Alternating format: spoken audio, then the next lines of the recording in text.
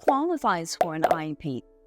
If you're wondering who qualifies for an Individualized Education Plan, IEP, but don't want to dive into the long and complicated regulations just to answer this basic question, we've gotten covered. There are piles and piles of documentation and regulations around IEPs. So if you don't want to read through all of that right now, let me give you a quick run-through. Hi, I am Alenka from Learning Success, and we create these videos to help parents do everything possible to help their children succeed in school and in life. We believe in embracing brilliance and unleashing potential. That's why we do what we do. So let's get to it. First things first, the Individuals with Disabilities Education Act, IDEA, is the federal law that lays out the eligibility criteria for an IEP. According to IDEA, to qualify for an IEP, a child must meet the following requirements. So number one, be of school age. Most states offer IEP services to eligible students from ages 3 through 21. Yes, as young as 3. Number two, have a disability.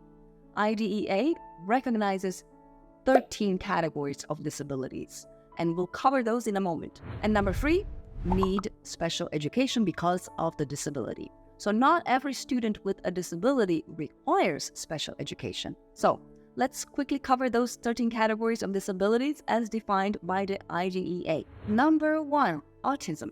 So this includes a variety of conditions characterized by challenges with social skills, repetitive behaviors, speech, and nonverbal communication.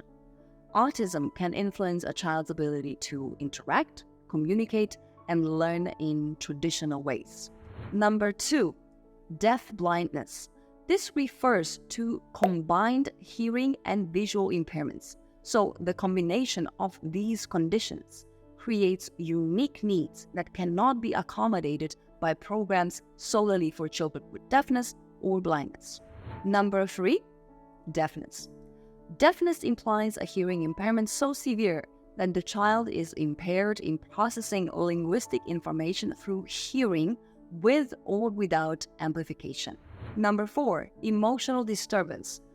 So this refers to a condition exhibiting one or more specific emotional or behavioral difficulties over a long period and to a marked degree. Number five, hearing impairment. This is an impairment in hearing, but not to the degree of deafness that adversely affects a child's educational performance. Number six, intellectual disability. So this term replaced what was formerly known as mental retardation. An intellectual disability involves significantly sub-average general intellectual functioning. Number seven, multiple disabilities. This is a combination of any or all of the other mentioned impairments. Number eight, orthopedic impairment. This includes impairments caused by a congenital anomaly, impairments caused by disease, such as poliomyelitis or bone tuberculosis, and impairments from other causes, such as a cerebral palsy or amputations. Number nine, other health impairment. This includes having limited strength, vitality, or alertness due to chronic or acute health problems, such as ADHD, diabetes, epilepsy, a heart condition, leukemia, rheumatic fever, etc. Number 10, specific learning disability. This is a disorder in one or more of the basic processes involved in understanding or in using language, spoken or written, which may manifest itself in the imperfect ability to listen, think, speak, read, write, spell, or do mathematical calculations. These are more commonly known by terms such as dyslexia, dyscalculia, or dysgraphia, but their official name is specific learning disability that affects reading, dyslexia, or affects math, dyscalculia, or affects writing, dysgraphia. Number 11, speech or language impairment. This refers to communication disorders such as stuttering or impaired articulation. Number 12, traumatic brain injury. This is an acquired injury to the brain caused by an external physical force, resulting in total or partial functional disability or psychosocial impairment or both. Number 13, visual impairment, including blindness. This indicates an impairment in vision that, even with correction, adversely affects a child's educational performance. And remember, even if they do have one of these disabilities, it has to affect their ability to learn and participate in the regular curriculum in order to qualify for an IEP. But if they're making good progress without any extra assistance, then they might not need or qualify for an IEP. So how is a determination made? Discovering if a student qualifies for an IEP involves a detailed process, including evaluations, assessments, and meetings. To begin, a referral is needed, which can be requested by parents or faculty. The school will then conduct an in-depth review to determine if the student requires an IEP under IDEA, such as if the child has a disability that warrants special education services. So if this is the case, a team that includes parents or guardians, school teachers, special education professionals, and school psychologists or therapists will develop a personalized IEP for the student to meet their specific requirements. But, and this is a big but, typically other interventions must be explored before even considering an IEP. You usually can't just jump to the IEP process. Everything else must be tried first. This process is often called a response to intervention, or RTI, or it can be called a multi-tiered system of supports, or MTSS.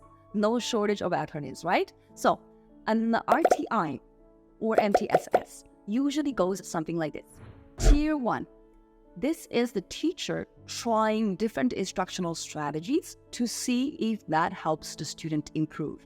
So here are some examples of strategies that may be used. Number 1, accommodating different learning styles. So this is where the teacher changes how they teach to meet the different ways kids learn best. Some kids might learn better by reading, others by doing things hands-on, and some might learn best by listening. Number 2, implementing learning tools for everyone. This is when the teacher designs their lessons in a way that all students, no matter how they learn best, can understand and learn from them. Number 3, ensuring clear instructions. So here the teacher makes sure to clearly explain what students are going to learn, how they should do it, and gives them feedback or correction right away. Number 4, incorporating teamwork. So this is where kids are put into groups to work together on a task.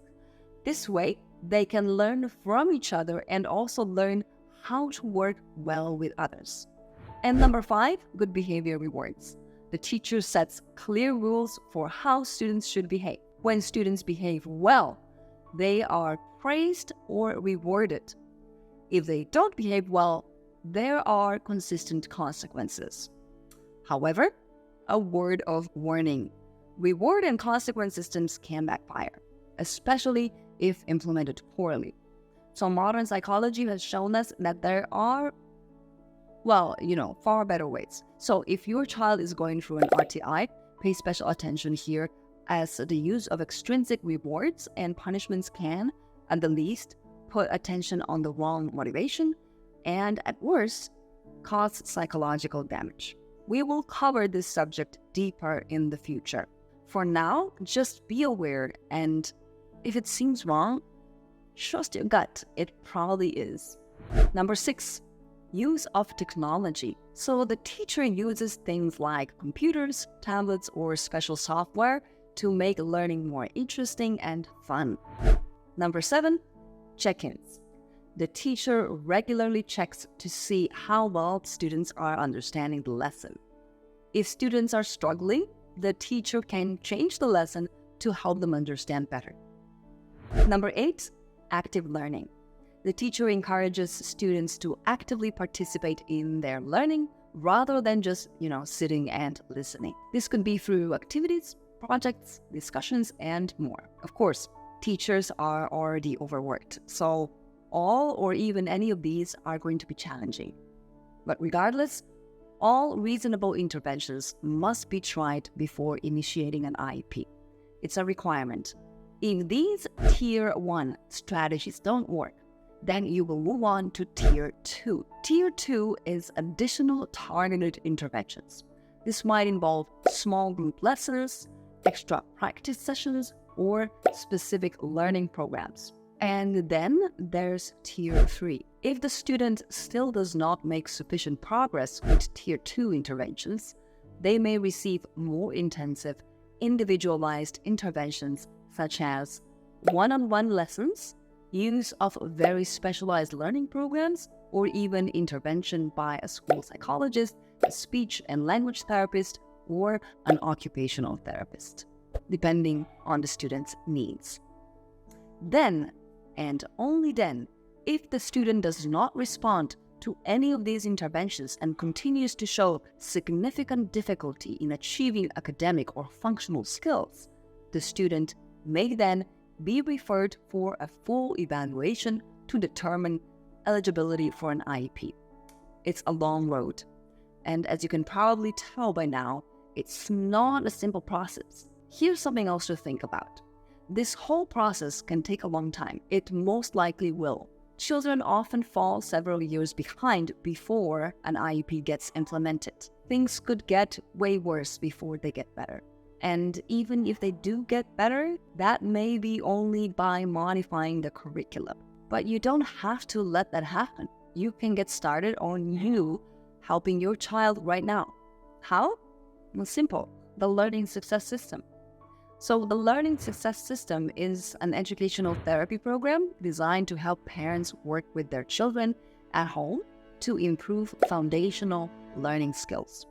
It focuses on things like visual and auditory processing, proprioception, and spatial awareness, among others, of course. By working on these skills, children can overcome specific learning disabilities and become more confident in their abilities.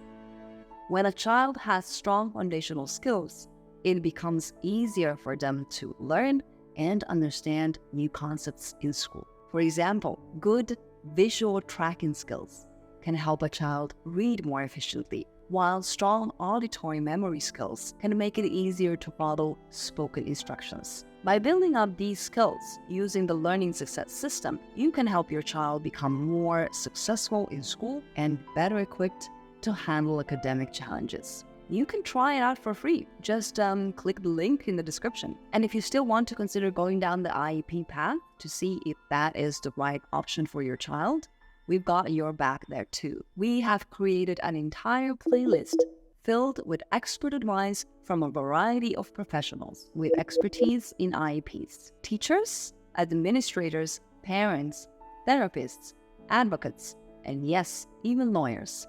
It covers every aspect of IEPs in detail. Now, you can easily educate yourself. You can watch it right here